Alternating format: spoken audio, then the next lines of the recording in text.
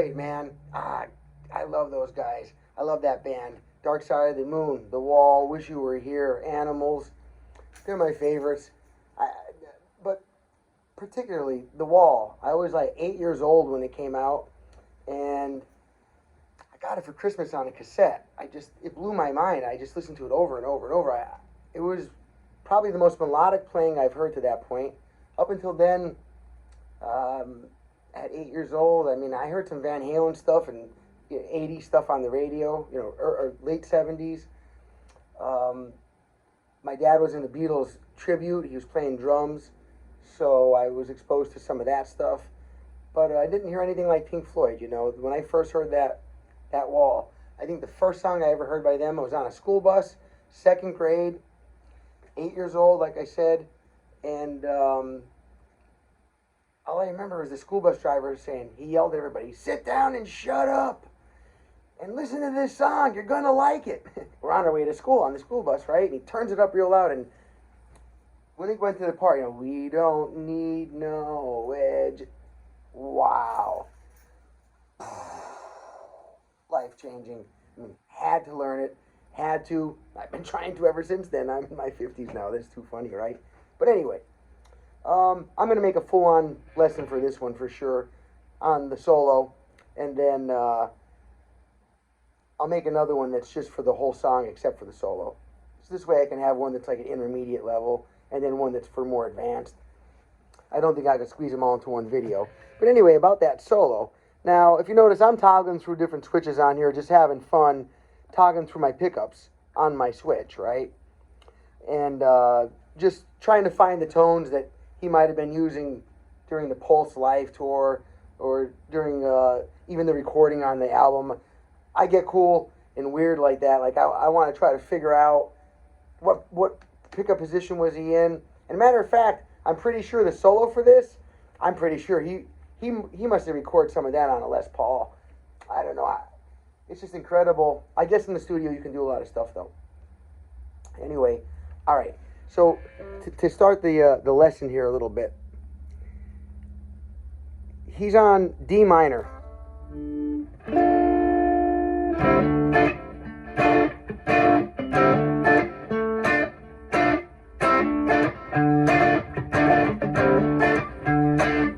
So you have that, which is most of the solo.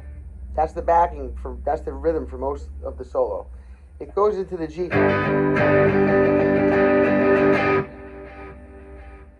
And then back to the other part. So he's basically sticking right in that D blues scale or minor pentatonic mostly, okay? And we have like right here, starting off, here's the D minor, 12th fret, right? So there's my E, here's my D, here's my D minor, coming from this chord, okay? Or this D minor, or this D minor.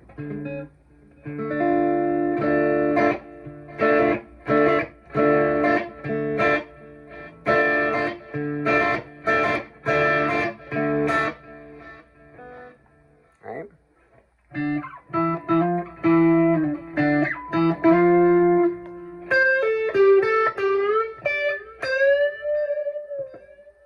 I love that riff.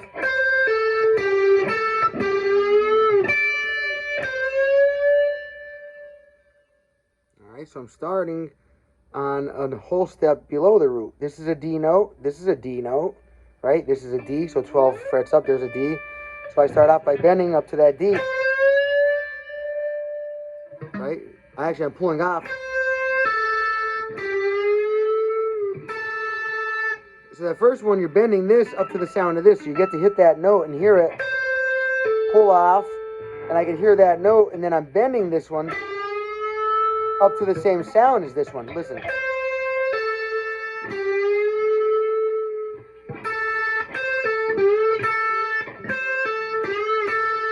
Good.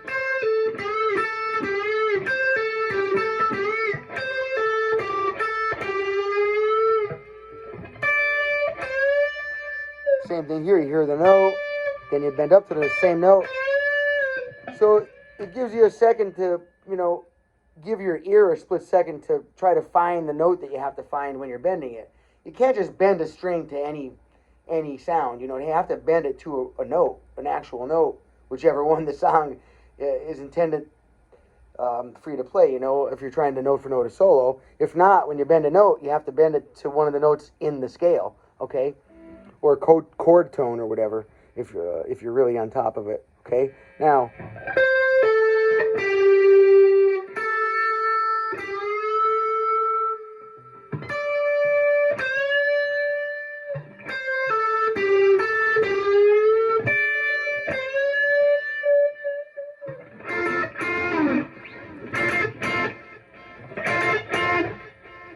Da, da, da. And then this awesome wide bend.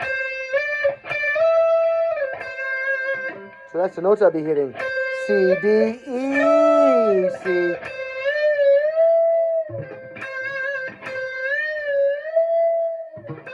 When my hand gets tired, there's a couple other ways. Now, I whammy bar on this, and I have it set so I can bend up. Not much, but it gives me a half step at least. It helped me a little bit. So now, if I don't have a whammy, which I'm often playing a hardtail guitar or you know, Les Paul or SG or something like that, Telly. So when I'm bending like without a bar, or if my hand's tired or the strings are too big because I was playing this on a slide guitar, whatever, right? You can bend in front of the note. Here I just grab the string and help me bend it up. I'm trying to bend the string, right? Watch. And then there's not a note in the world you can't do. You can just grab it this way, pull the string, and you pull it right off the guitar if you wanted to, really. Well, I mean, I think you can. I could rip it right off. So I'm not that strong of a guy either, so, you know, I bet you could probably bend a note that way, huh?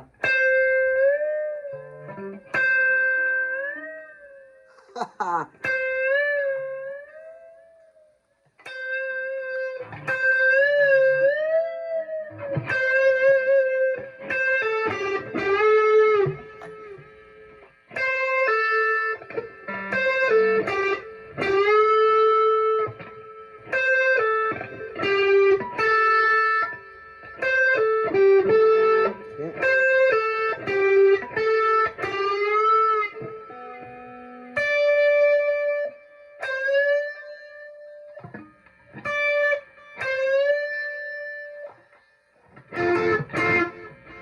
B and G string.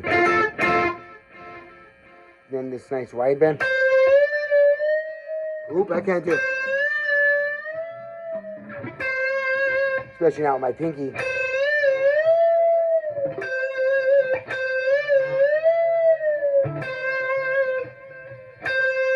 Pulling that 13th to the 10th fret on the B string. Down on my 12, G. Back up to the B on my A note. Now I'm going to bend the G up to the A.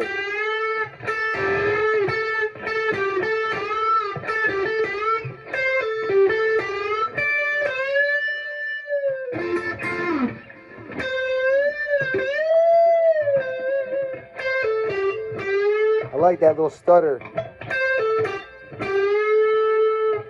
And Gilmour does that. He's very melodic, so it's like, you know, he's saying a poem while he's doing a solo. He rhymes in a way, like he has little statements, and he just had this kind of same phrasing. All right, I don't want to get too much into it because I don't want to make it a total advanced lesson.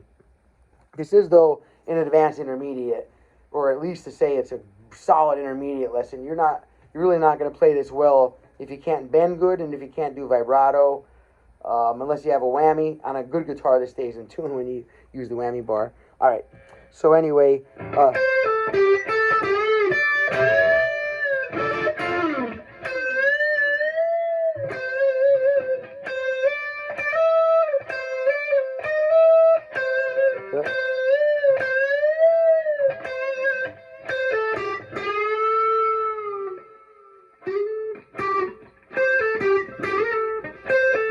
whole step.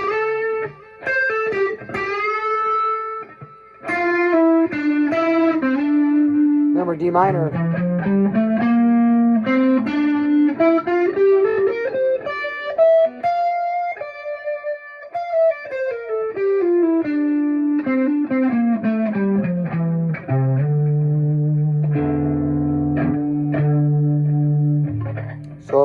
notes in the scale.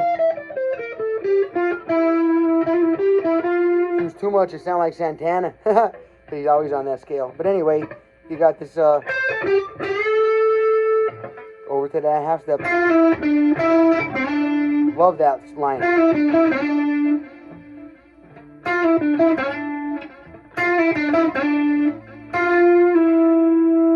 I'm pulling off 10 to 9 on my G string. F to E, right?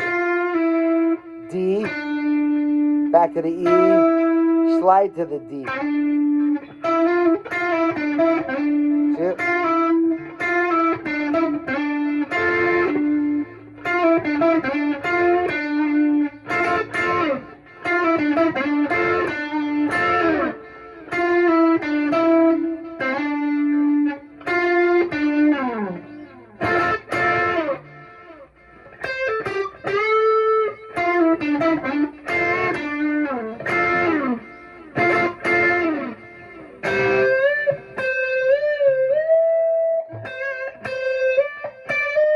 This one is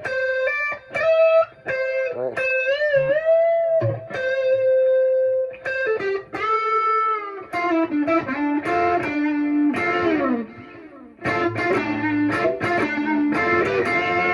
So then from that part, it takes, you know, off this double stop, kind of like a Chuck Berry move.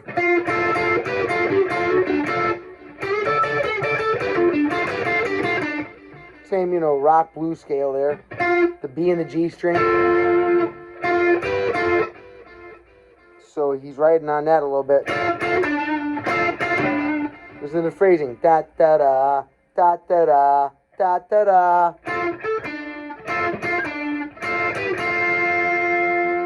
So go 12, 12. I'm sorry, 10, 10, 12. The 10s are on my B and G string, and the 12 is on my D string, right? And then again for the higher note, dun, dun, 12 on the D, 12 on the D, and then 12, 14, 12, both on the B and G string. So far,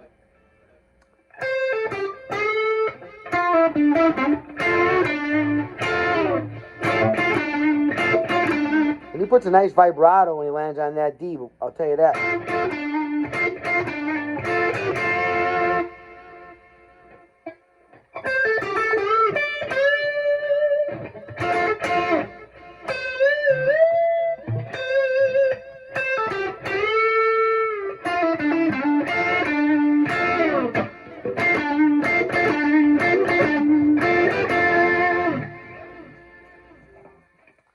Got that now?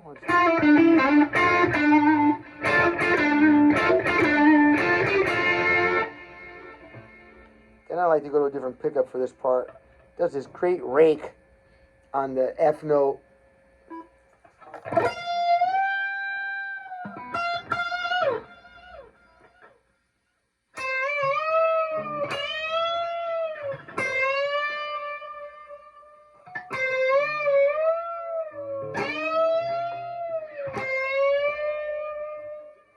Right?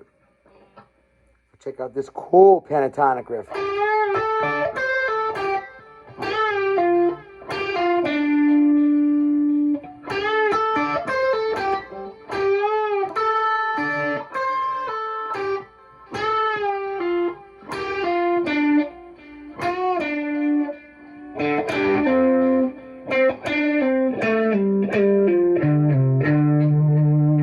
Now there's nothing kindergarten, first or second grade about that. Matter of fact, there's nothing even junior high about that. This is high school. Almost graduating, baby. This is big time on that riff.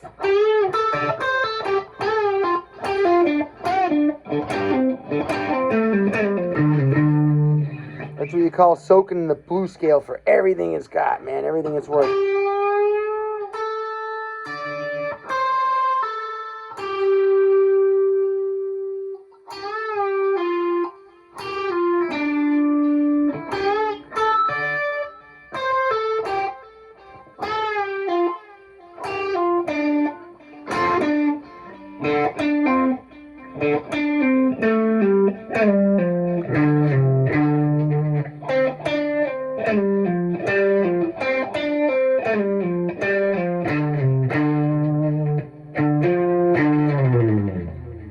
Wow, that's some serious stuff right there, eh? That's awesome. And I'm still trying to find my pickup settings that sound the best.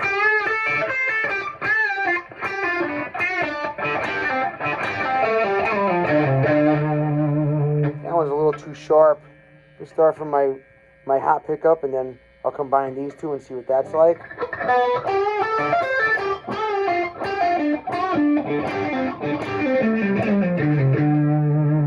Very stratty.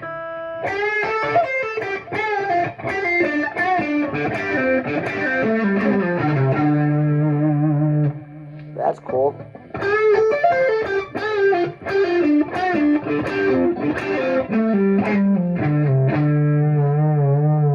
Well, I should at least mention, I'm playing through my BOSS Katana, the big one on the ground down there. It's called the BOSS Katana Artist MK2 100 watt. It's an awesome, awesome amp. Now, I'm not going to lie, I normally like to play tube amps. When I play live, I'm most often playing tube amps, alright? However, since I got the BOSS Katana, I've been using that for all my videos and all my lessons and everything, and I'm getting really used to dialing in a really authentic tube sound. The way a tube amp and the guitar react with each other is a bit different than the way my guitar reacts with this amp. But I can get the tones I want. Just a different way, though. So there's a learning curve. So I'm not sure it's fair to say that the amps aren't as good.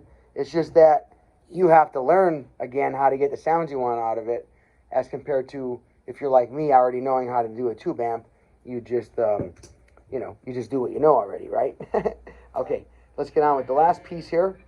Almost the last piece. So out of this here, that's where I left off there. The next phrase comes right up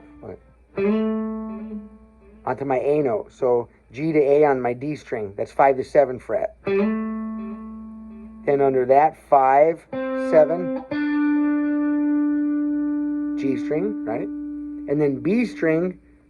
See, I do that trill. It's a hammer on and then a pull off from 5 to 6. And land on my D note on my G string.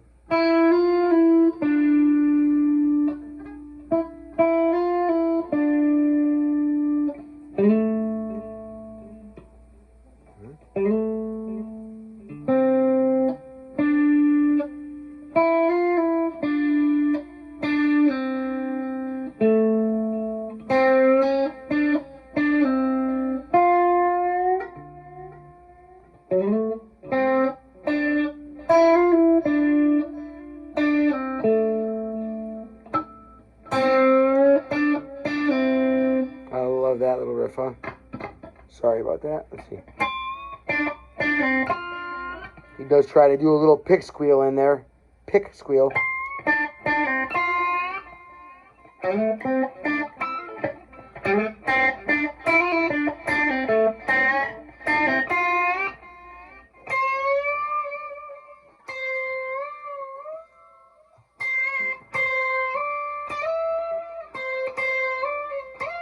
Oop.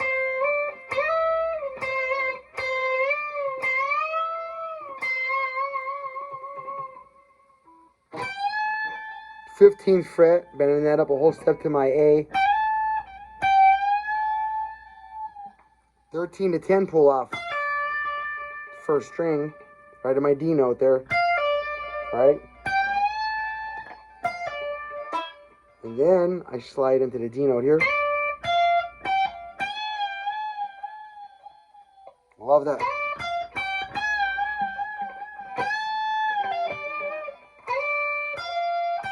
One, two, three, four, and now this one is a bend, and bend up, down, release on a pull off, and land on the D note of your B string.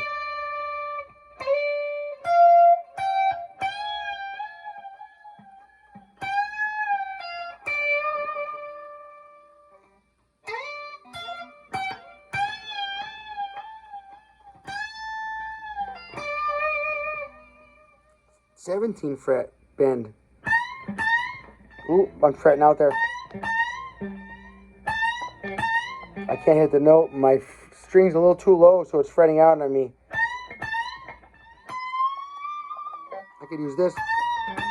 Let's see. No, it's still fretting out. Sorry. I should be able to hit this note when I'm going here. Like this,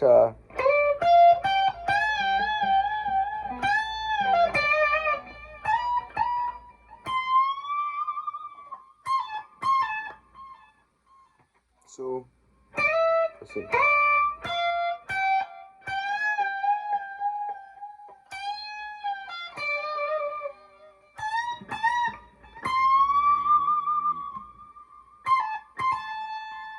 So I bend this, C note, or my 20th fret, up to the D note, which is my 22nd fret, if you don't have 22nd. I'm sorry, 15, 17, 19, 21. Yeah, I have 22. Cool. All right.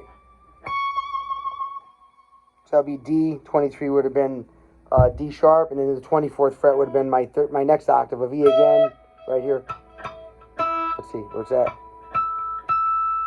Yep, right there. All right, so let me get back to this here. I'm getting distracted a little bit. So the last bend, you come over here. 1, 2, 3, 4. And then this high bend from your C, or your 20th fret of your 22. And then he goes, and it's just a little quick pull off. A very quick pull off from your C note, or your 20th fret, to your 17th fret. Watch. Da da da da. Comes down here to the G string on a 10th fret. That's tricky. He does an open string before he comes back down that. Here, dot dot very slow.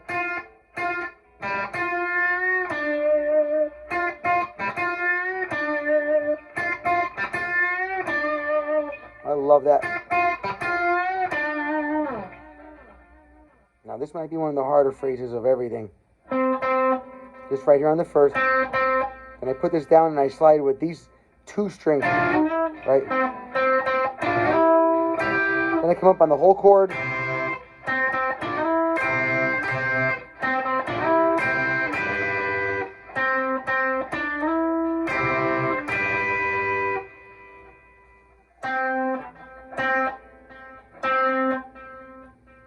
And then I slide like the minor position, right? Bar in here, and I'm just hitting my 12th fret on the D string up a whole step. Drop your 3rd finger down, and that's making the C chord form. That's a C chord right there. All right. Real quick, he's throwing that in there, so it goes. This is from a C note, by the way, coming off the C over here. Then that is like the bottom of a G right there.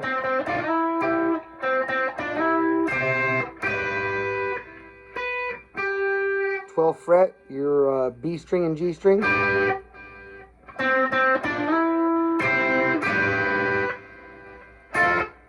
So exactly.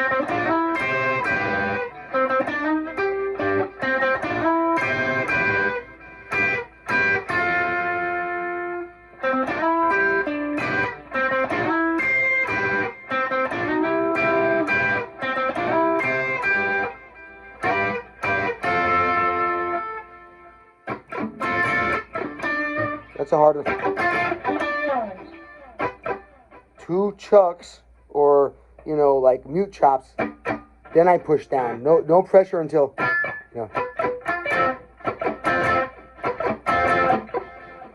chuck chuck. 2 chops, 2 frets, 2 chops. And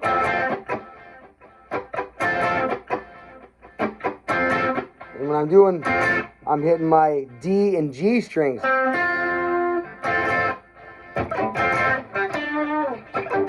Actually, I'm hitting the B, G, and D strings. 2nd, 3rd, 4th. And I'm landing on the root, the D note, on my 12th string again, my 12th fret rep.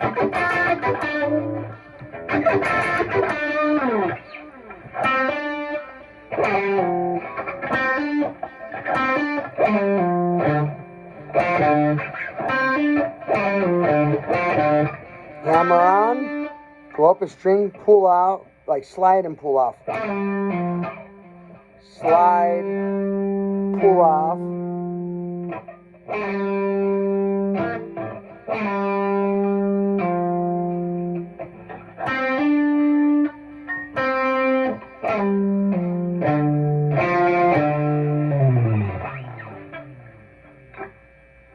Oh, that's so good.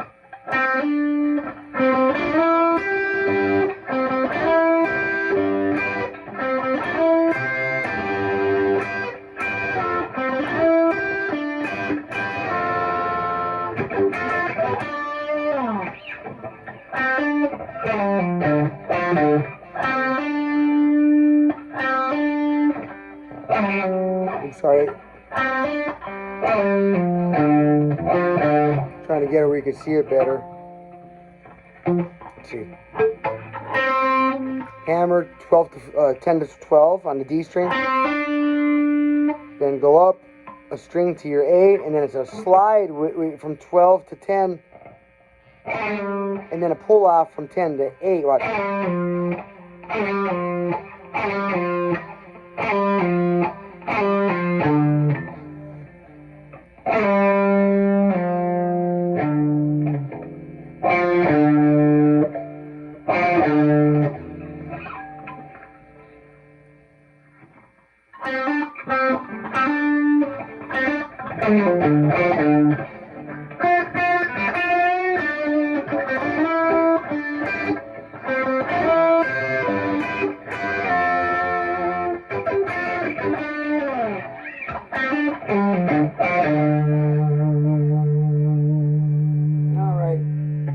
Sorbelli down here at my little music store in Key West, Florida. Island Guitar. And if you haven't yet, please hit the like button and subscribe button. Turn on the notification bells. And there's 2 ways that you can give thanks on there now. You can give a like with a thumbs up, and that's for free, of course. Everything's for free, subscribe and all that. But you can also give a thanks now. It has a little heart with a $sign in it. It's like $1 or $2 or whatever you want to give. And that really helps the channel out. It helps support my efforts in doing this and taking my time away from other things that are more profitable. But this is more rewarding to the community overall. And in the long run, I'll have quite a fine database of a ton of songs in different styles on here for people to wrap their hands around, so to speak, right? Okay. I just want to say it's really important to me that you guys pick well, and that you strum happy, and especially that you smile often. It's very important, okay? If you smile often, you become better at everything you do, not just playing the guitar. All right, well, get on to one of my videos and go practice. Go practice. What are you doing? Go practice. Later.